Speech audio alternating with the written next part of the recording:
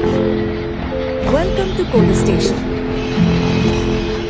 Hey guys, welcome back to the Ultimate Content Tutorial. This is episode 11 where we are learning about function overloading. If you have missed out on our first few episodes, make sure to check them out first. But without any further ado, let's begin. So today's agendas will be function overloading and named arguments. So what exactly is function overloading?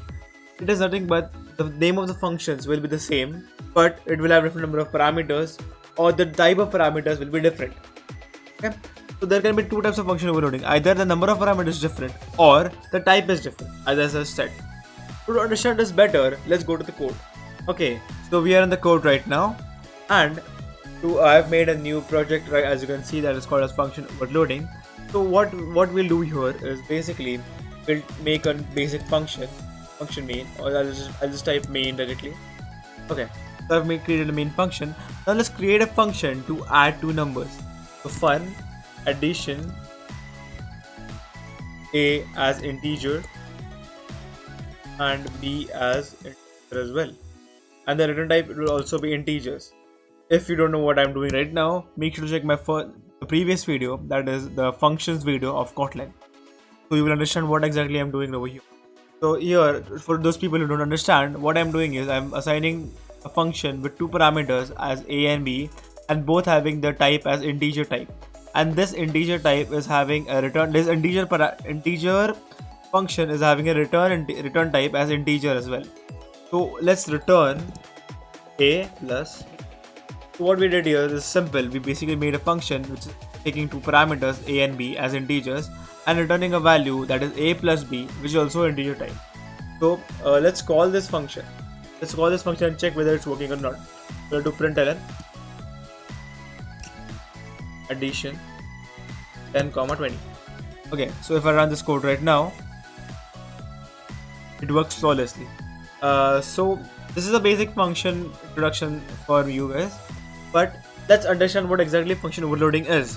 So what if a new developer, like two developers are working on the same project, okay?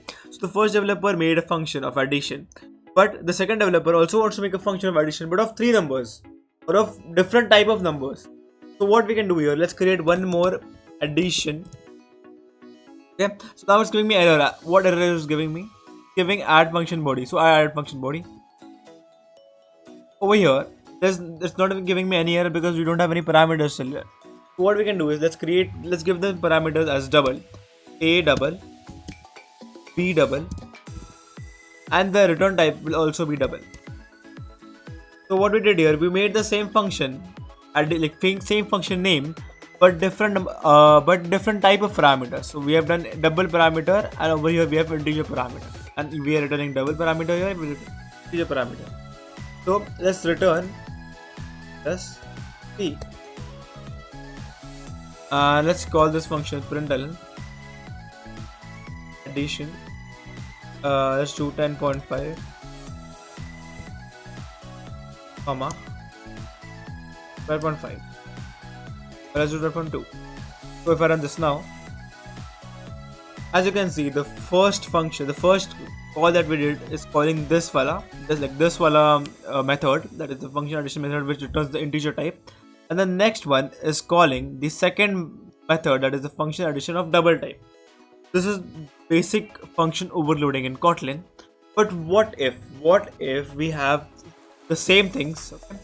We have the same things, but in the third or in the next function overloading, we want three variables instead of two variables. We want to add three numbers instead of two numbers. So we can do that. It's simple. So what I'll do is I'll remove this one. I'll remove the first function because we are gonna work with double type. So let's do a as double, b as double, and let's do c as double, and let's give it a double return type, and let's return a plus c.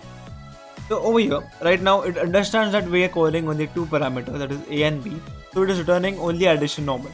But what if I want to add three parameters? So addition 10.5 plus 10.5 comma 12.2 comma And let's do 15 point.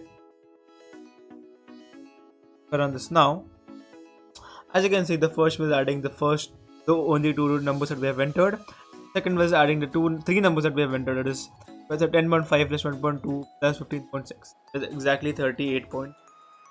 This is how function overloading works when we have different number of parameters. But what if we have a lot of parameters? Like we have like a lot of parameters. Here the concept of named arguments comes into picture. So what we can do here now, right now, I'll remove.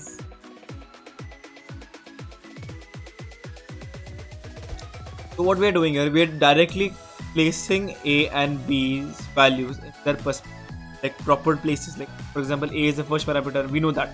B is the second parameter, we know that. What if a new developer comes in and he wants to call our method of addition, and he doesn't know where A and B is. He doesn't know what to add first, what not to add first. So to come over that problem, what we can do here, we can basically give, like, before putting 10.5, what we can do A is equals to 10.5 and we can do B is equals to 10.5.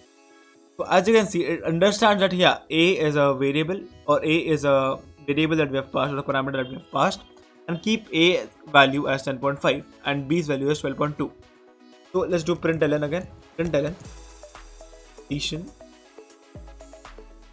Now let's do B first. Like I don't know what variable or what parameter it is. So let's do B as first. B is equals to 10.5 and let's do A is equals to 12.0.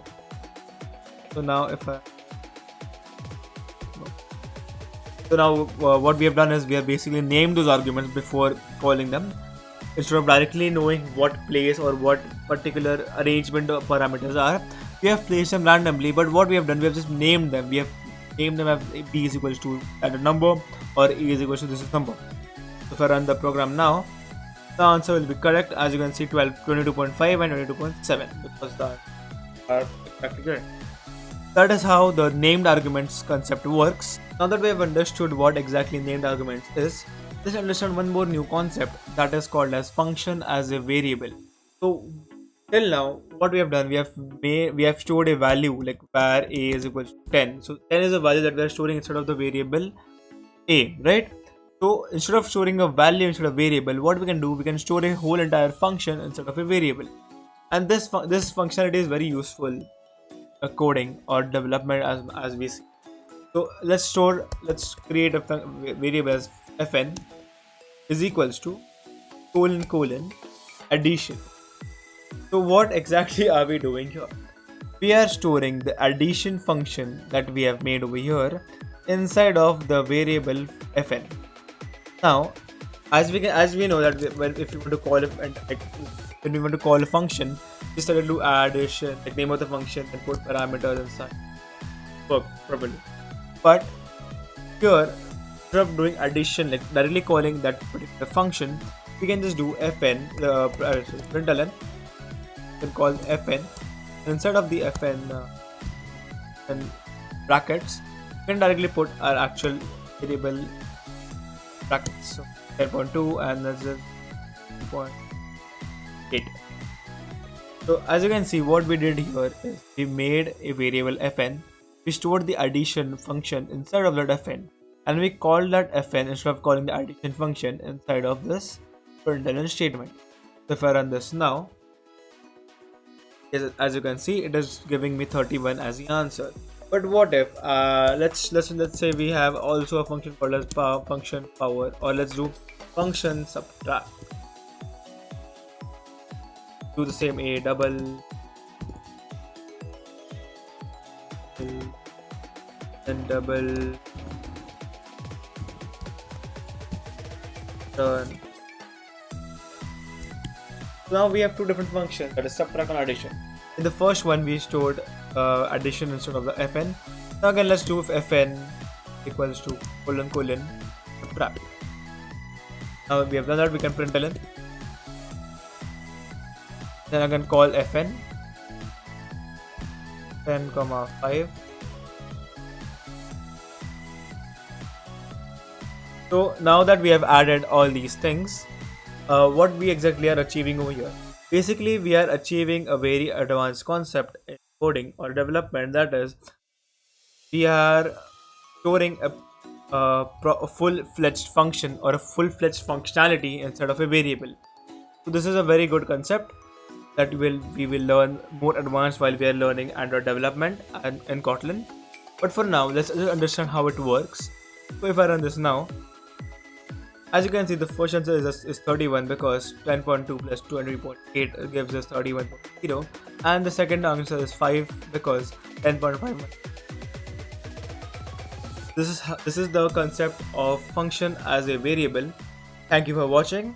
Bye bye. See you the next time. Peace out.